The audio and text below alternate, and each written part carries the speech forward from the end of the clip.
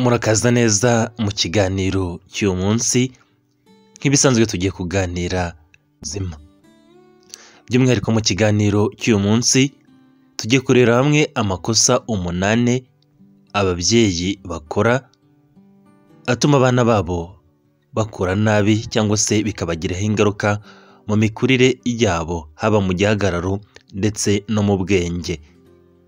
Ni amakosa ababyeyi dushobora gukora tutabizi, cyangwa se ugasanga hari bimwe twirengagiza mu mikurire y'umwana, cyane cyane mu mirire ye cyangwa se mu mibereho ye, uburyo atangira gukina, uburyo tumufasha mu guhangana n'ubuzima ndetse no kuba ashobora kwiyadabuta cyangwa se kuba yabaho mu buzima bwa buri munsi, ugasanga tubikoramo amakosa. By'umwihariko rero n'ayo makosa 8 tugiye kuvuga atuma umwana ashobora gukura nabi, haba mu gihagararo cyangwa se mu bwenge. Ubundi umubyeyi wese aba ashaka ko umwana we akura neza, akaba ashobora no gukura akaba umuhanga. Burya rero hari amakosa mato mato cyangwa se ibyo twirengagiza mu mikurire y'umwana, haba mu bijyanye n'imirire cyangwa se mu bijyanye n'imikorere ya buri munsi, ugasanga itumye umwana bimugiraho ingaruka mbi mu bijyanye no kuba yakura mu bwenge ndetse no mu gihagararo. Tudatinze rero, reka turebere hamwe ayo makosa 8 dukora nk'ababyeyi ashobora gutuma umwana wacu adindira, haba mu gihagararo ndetse no mu bwenge, ugasanga umwana wacu agize ibibazo. Ikosa rya mbere ubundi ababyeyi bakora ni ugutuma umwana akoresha telefone cyangwa se akoresha ibyuma by'ikoranabuhanga igihe kirekire. Aha twavuga nka machine cyangwa se laptop, cyangwa se kureba televiziyo umwanya munini, cyangwa se tukamuha telefone. Ubundi mu buryo busanzwe nabonye ababyeyi benshi bahereza abana bakiri bato amatelefone, bareba hanini bya cartoon kugira ngo babashe guhora cyangwa se kugira ngo babashe kubaturisha. Usanga bama ndetse n'ababereka amateleviziyo cyangwa se ukabaha nk'amatablet cyangwa se smartphones, ugasanga abana niyo bahugiyeho. Cyane cyane ugasanga babiha abana nko ku buryo bwo kubarangaza ngo n'ababyeyi bigire mu bindi, cyangwa se umwana ye kubatesha umutwe ngo bakine cyangwa se bakore ibindi. Ariko buriya gukoresha telefone cyangwa se amateleviziyo ku mwana igihe kirekire bimugiraho ingaruka mbi. Ingaruka ya mbere bimugiraho ni ukuba atinda kuvuga, ndetse nanone agace ko mu bwonko gashyira kita ku bijyanye n'ururimi no gukura mu buryo bwo kuvuga gakora gake, cyangwa se ntikabashe kuba develope, bitewe no kuba umwana yarahereye akiri muto umuha telefone cyangwa se umwereka amateleviziyo n'ibindi bikoresho by'ikoranabuhanga. Gukoresha telefone n'ibyo bikoresho by'ikoranabuhanga nanone bigira ingaruka mbi ku mwana, aho agira ibibazo byo kunanirwa kugira focus cyangwa se kugira attention ku kintu, ugasanga ni umwana utagira attention, ndetse bikaba bishobora no kugabanya ubushobozi bwe bwo kwihangana cyangwa se bwo kuvuga muri make, cyangwa se bwo kuba ashobora kubana n'abandi mu buryo bimworoheye bikagenda bigabanuka. Nanone kumara umwanya munini ku mateleviziyo no kuri telefone ku mwana areba biriya bintu bya cartoon, nubwo bwose ari byiza ku bana, ariko umwanya muremure cyangwa se munini kuri we bimutera ibibazo byo gusinzira nabi. Ibyo ahanini bigaterwa n'uru rumuri rw'ubururu rusohorwa cyangwa se rurekurwa na screen za machine, za laptop, cyangwa se nanone screen za telefone. Uru rumuri rw'ubururu rugira ingaruka ku musemburo witwa melatonin, ukaba ari umusemburo utuma dushobora gusinzira. Nanone burya kumara umwanya munini kuri telefone cyangwa se ku bindi bikoresho by'ikoranabuhanga ku mwana bimushyira mu byago byo kuba ashobora kugira umubyibuho ukabije, ndetse nanone imikaya ye ikoroha cyangwa se ntigire imbaraga, bitewe no kuba ahora yicaye hamwe atamuvinga cyangwa se nta muvoma n'imwe akora, ugasanga bitumye agira weak motor skills. Hari ikigo cy'Abanyamerika cyitwa Academic of Pediatrics cyangwa se AAP cyagiye kigaragaza ko byibuze ko umwana uri munsi y'amezi 18, ni ukuvuga umwana ufite umwaka umwe n'igice, ntabwo akwiye kujya kuri telefone namba, cyangwa se ngo umwereke televiziyo mu buryo ku buryo wamwereka televiziyo nabwo ntabwo byemerewe, kabone niyo yaba ari ukureba cartoon cyangwa se biriya bitente mwirirwa mubereka. Ku mwana rero uri hejuru y'amezi 25 we ashobora kureba televiziyo cyangwa se ukamuha telefone byibuze isaha imwe ku munsi, akareba ibyo bya bikatuni bye ku munsi nta kibazo.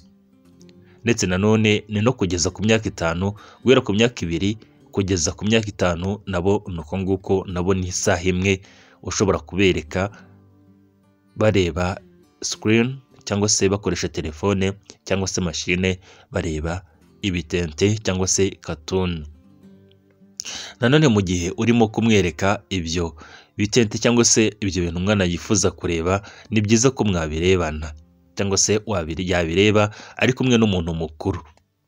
Ibyo rero bituma umubasha kuganira no kuvuga kuri ibyo bintu mwarebye, bigatuma bimugiraho ingaruka nziza kandi agahora abyibuka, bigatuma ubwonko bwe bukura mu bijyanye no kwibuka ibintu ndetse no kuba yabasha kwita ku dudetaye duto duto kuko bazi ko uri butuma bazeho.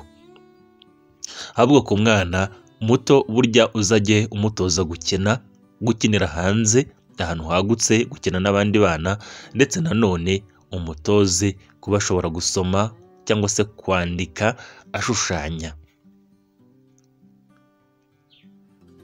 Ikosa rya kabiri ababyeyi bakora ni ukutita ku mirire y'umwana cyangwa se kumugaburira nabi.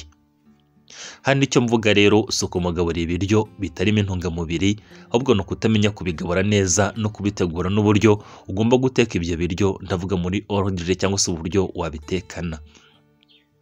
Ubundi umwana kugira ngo akure cyangwa se kugira ubwo umubiri we ukure hakenerwa intungamubiri zitandukanye, kubera ko umubiri w'umwana uba ukura bava mu myaka ya mbere cyangwa se mu gihe akiri muto. Ibyo bigatuma kumugaburira ifunguro rikwiye ari ingenzi cyane. Ariko burya ababyeyi benshi ntabwo bazi uburyo bategurira umwana ibyo kurya, cyane cyane nk'umwana ukiri muto.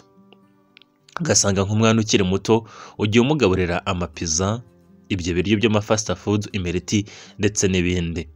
Burya ibyo biryo byitwa junk food cyangwa se fast food, bikaba ari ibiryo bishobora kugira ingaruka mbi ku mikorere y'umubiri w'umwana, cyane cyane nko ku mikorere y'ubwonko ndetse no mu mubiri we muri rusange. Cyane cyane ibyo biryo birimo amavuta menshi ntabwo ari byiza ku mwana. Nanone burya hari ikosa ababyeyi bashobora gukora, kutamuha ifunguro rya mu gitondo. Burya kutagaburira umwana ifunguro rya mu gitondo ni ikosa ababyeyi benshi bashobora gukora. Ibyo kumutagaburira ifunguro rya mu gitondo nk'umwana watangiye gardienne bituma iyo ageze ku ishuri atabasha kwitwara neza mu bijyanye no kwiga. Nanone burya kugaburira umwana ugafiningiza cyane cyangwa se overfeeding, ukamuha ibiryo byinshi, nabyo ni ikosa. Cyangwa se kumugaburira byinshi bishobora gutuma agira umubyibuho ukabije, ndetse no kumugaburira ntahage bishobora gutuma agwingira. Irindi kosa ni ukutaha umwana imbuto zihagije cyangwa se kutamugaburira imboga zihagije. Burya imbuto ni nziza ku mwana, zituma abasha gukura neza.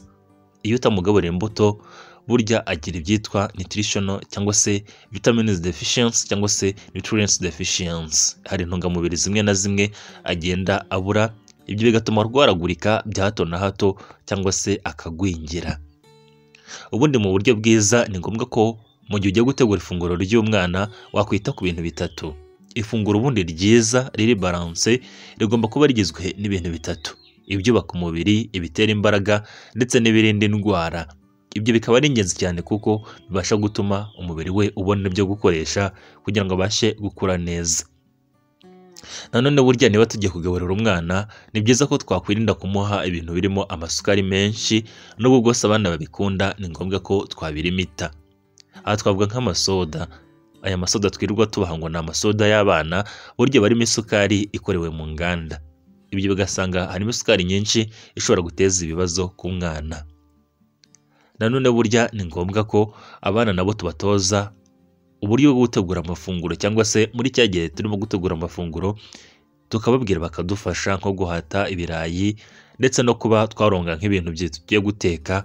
Burya dushobora gufasha tubwira umwana akadufasha, hari uburyo bimugiraho ingaruka nziza mu kwishimira bya biryo ndetse no kuba yakura mu bwenge.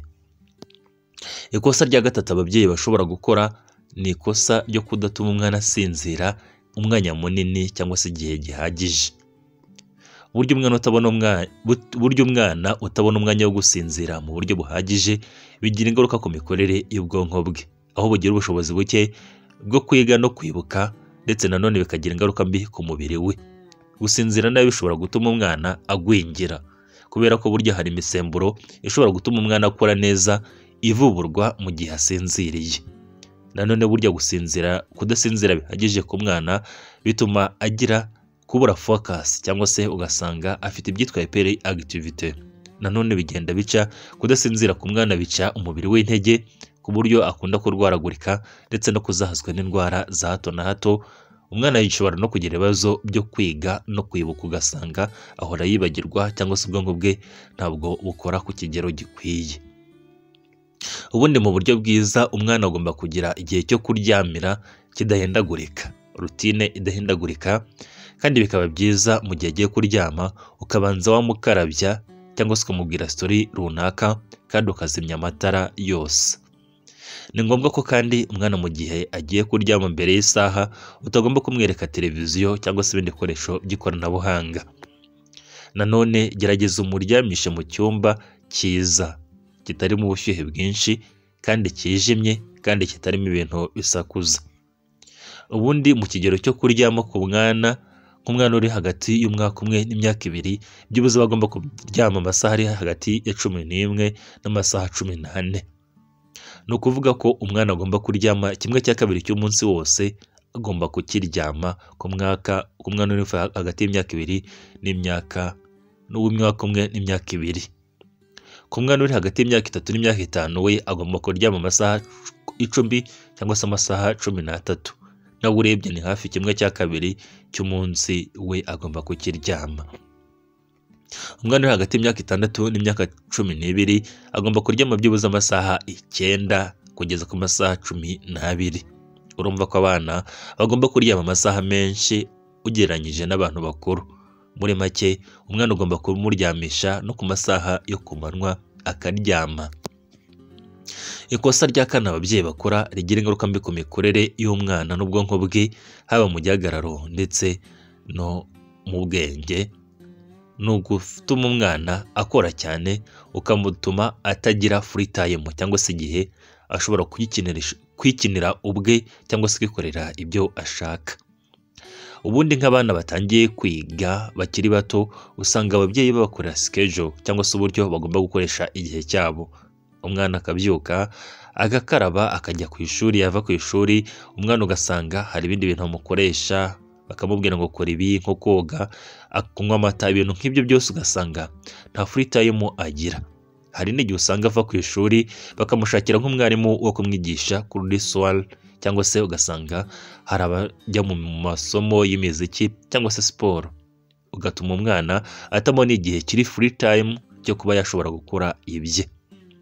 Ubundi mu gihe cya free time umwana agira ibyitwa creativity cyangwa se problem solving skills. Ibyo bituma umwana aba ashobora guhanga udushya, kuko akundi aba yikinira ubwe cyangwa se akina n'abandi, agenda atondekanya ibintu runaka cyangwa se akubaganya ibintu runaka, buryo bibazamura creativity skills ye ndetse n'uburyo ashobora kwikemurira ibibazo runaka. Iyo rero utamuha free time ku buryo yakora ibyo yifuza utamugeneye, ubwo bumenyi ntabwo buba develop mu bwonko bwe, ahubwo usanga bujya hasi. Nanone muri ya free time y'umwana adevelopa cyangwa se ateza imbere ibyitwa social skills. Social skills ni ubumenyi bwo kumenya kunegosiya, gusharinga cyangwa se gukorera hamwe. Ibyo rero nabyo burya utuma bitabasha gukura. Nanone umwana agira ibyitwa emotional regulation, cyangwa se uburyo ashobora guhangana n'amarangamutima runaka, cyangwa se uburyo yakwiyadabuta yabaho mu bintu runaka. Ubundi mu buryo bwiza gerageza umwana byibuze umubonere nk'amasaha 2 utagize ikintu umupangira, amasaha 2 ari free time agomba gukoramo ibyo ashaka. Umwana gufa ku mwaka umwe kugeza byibuze ku myaka 10, icyo gihe gikimuhe nk'amasaha 2 nta kintu rwose wamugeneye cyo gukora, ahubwo ari amasaha yo gukora ibyo ashaka. Ngo byibuze nanone ushobora kumushakira ibintu byo kubaka nko ku bana bakiri bato, biriya bintu bubaka bakagenda bagerekeranya bikabyara nk'amazu, cyangwa se bikabyara ikiraro, cyangwa se bikabyara ibindi bintu byitwa building blocks cyangwa se blocks. Nanone gerageza umwana umubwire akinire ahantu hafunguye hanze ashobora kwexplora ibintu byinshi. Nanone niba ari umwana wiga, gerageza umushakire igihe gishoboka cyo kuba yakora ibyo akunda. Ikosa rya gatanu ababyeyi bashobora gukora ni ukuba abana bashobora kubarinda cyane cyangwa se kubarinda cyane, kubagirira impungenge mu buryo bukabije.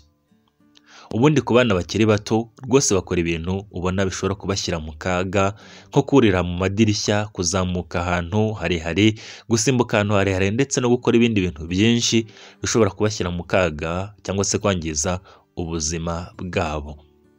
Ubundi ababyeyi dukora amakosa yo gukora ibyitwa overprotection cyangwa se kubarinda cyane no kubagirira impungenge, kubera ko bashobora gushyira mu buzima bwabo mu byago bitewe n'uburyo wenda twabaretse bakisanzura.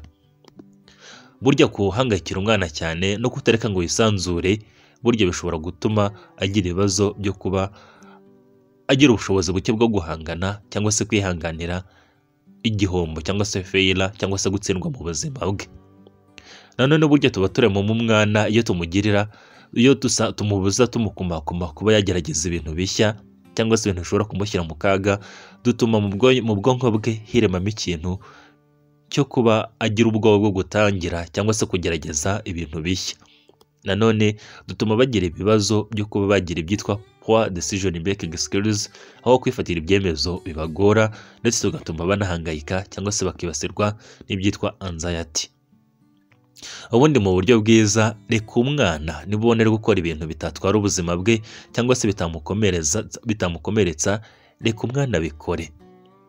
Ureke afate risike nkeya, experiencing ibintu bibi biri muri ibyo bintu yararimo gukora, cyangwa se nanone akoremo amasomo kuri ibyo bintu. Ibyo bituma ubwonko bwe no kumenya kwifatira icyemezo bizamuka, ubushobozi bwe bwo gufata ibyemezo bikwiye bukiyongera, ndetse no kumenya ko buri kintu cyose akagenda yisobanukirwa icyiza n'ikibi, akamenya gutandukanya icyiza n'ikibi. Nanone kureka kwikorera ibintu bwe tutamuhangayikiye cyangwa se tutamubujije, bishobora gutuma agira ibyitwa independence cyangwa se ubwisanzure, akabasha kuba yakwikorera ibintu bye ubwe akiri muto.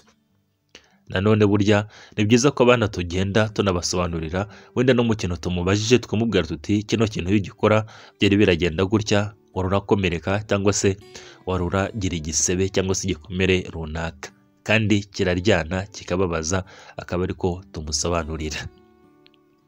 Ikosa rya gatandatu ababyeyi bashobora gukora rikagira ingaruka mbi ku mwana, ni ukwirengagiza amarangamutima y'umwana cyangwa se uburyo umwana arimo gukura, tukagenda twirengagiza development steps ziwe cyangwa se ze. Ubundi umwana bitewe n'igihe afite, biba bizwi ngo kino gihe umwana aba agomba kuba azi ibintu runaka, ariko ku mubyeyi hari igihe tugenda tubyirengagiza, ugasanga wenda ni ikibazo cy'uburwayi, wenda nk'uburwayi bwa autisme afite ntitubimenye bikiri kare. Ibyo ugasanga bigenda bigira ingaruka mbi ku mwana cyangwa se ku buzima bwe. Ubundi kwita ku marangamutima y'umwana ni ingenzi. Ni byiza kumenya ikimurakaza, ikimubabaza, no mu gihe yababaye tukabasha kumuvugisha, kabone n'iyo yaba ari umwana utavuga. Gerageza kandi kumwereka ko wifatanyije nawe, bizamura ikintu cy'urukundo na empathy mu buzima bwe, ku buryo nawe yumva ahangayikiye abandi cyangwa se akababazwa n'ibintu nyine birimo kubabaza abandi. Nanone burya ni byiza ko tumureka akabasha gukina n'abandi, ndetse nanone akabasha no kugaragaza amarangamutima ye.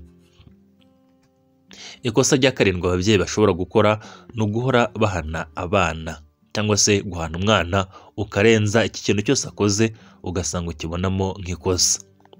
Iryo ryo ni ikosa rikomeye burya ku mwana, guhora umuhana burya ni ikosa, ndetse nanone burya rishobora kumutera ibindi bibazo cyangwa se kumwangiza mu buryo bw'imikurire y'ubwenge bwe cyangwa se mu buryo yitwara.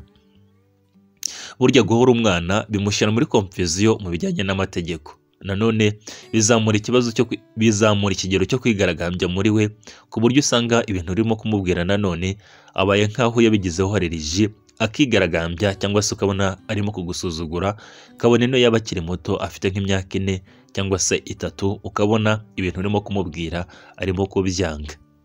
Guhoroha n'umwana nanone bituma agira ikibazo cyitwa low self esteem, ugasanga n'umwana utigira icyizere nanone bijya burizamura ikibazo cyo kwigaragambya muri we no kugira amahane. Mu buryo bwiza burya mu gihe umwana yakoze ikosa, wenda harimo nk'agakosa akoze, ntabwo ari byiza ko mu gihe cyose wamubwira nabi cyangwa se wamukabukira cyangwa se nanone wabasha kumuhana.